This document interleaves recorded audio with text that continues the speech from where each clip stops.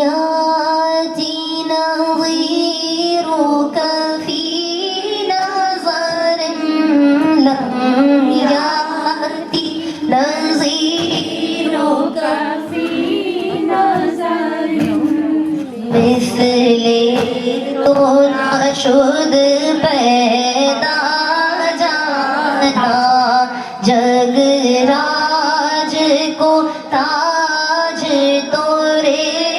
سر سو جگ راج کو تاج تورے سر سو ہے تجھ کو شہید و سرا جانا البحر علا والموج طغى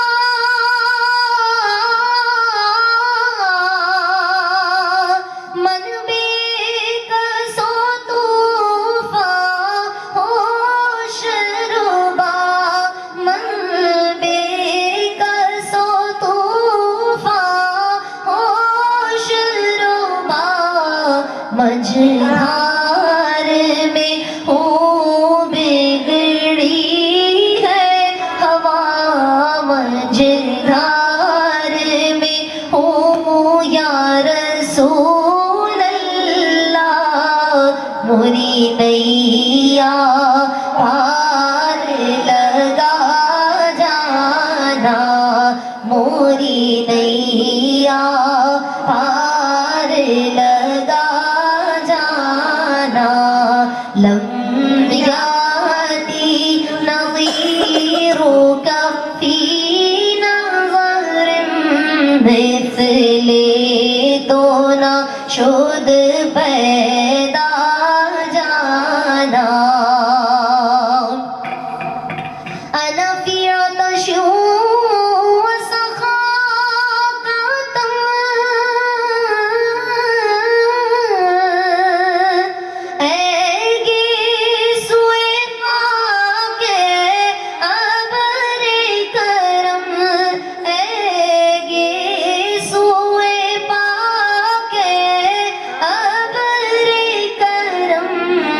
برسن ہارے رم جم رم جم رم جم رم جم رم جم رم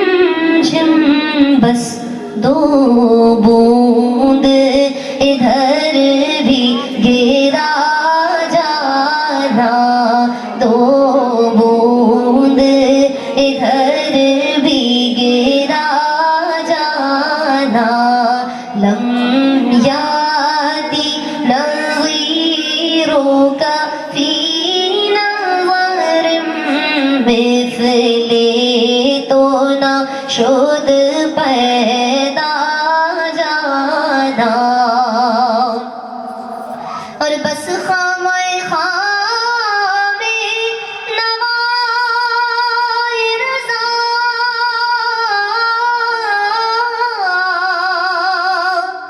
نہ یہ طرز میری نہ یہ رنگ میرا نہ یہ طرز میری نہ یہ رنگ میرا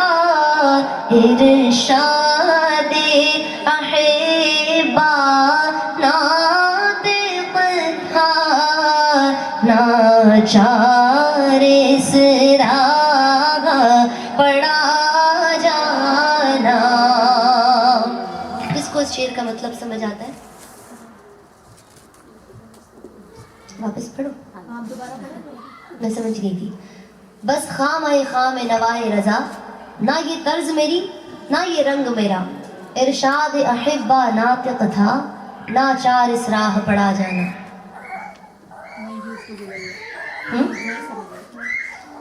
اعلیٰ حضرت احمد رضا خان بریلوی رحمۃ اللہ علیہ ایک مرتبہ مسجد میں وضو کر رہے تھے تو دو لوگ آئے احبا اور ناطق یہ ان کے نام ہے جو اس شعر میں لیے گئے اور انہوں نے کہا کہ آپ ہمیشہ ایک ہی ٹون میں لکھتے ہیں یعنی ایک انداز ہوتا ہے نا بندے کا لکھنے کا وہ ویسے بھی بڑے مشکل کلام لکھتے ہیں کہ جیسے ابھی یہ میں نے پورا پڑھا، اس میں آپ کو بمشکل کو 1-2 لائنیں سمجھ آئی ہوں گی، تو وہ بہت مشکل چیزیں لکھتے تھے فارسی میں جی. تو وہ کہتے ہیں کہ آپ ہمیشہ ایک خاص طرز ہے جس کے اوپر آپ لکھتے ہیں، ایک خاص انداز ہے جس کے اندر آپ لکھتے ہیں، کچھ الگ بھی کر کے بتائیں، کچھ اور ایسی چیز لکھ کے بتائیں. تو انہوں نے یہ نعت جو ہے وہ 4 زبانوں میں لکھی، اردو میں، فارسی میں، پوربی میں اور عربی میں. تو جب انہوں نے یہ لکھا تو انہوں نے کہا کہ بس خامہ خام نوائے رضا، نہ یہ طرز میری، نہ یہ رنگ میرا، نہ یہ طرز میری، نہ یہ رنگ میرا، ارشاد احبا ناطق تھا کہ ناچار اس راہ پڑا جانا، لم یاتی نظیروں کا فی نظر مثلی تو نہ شد پہ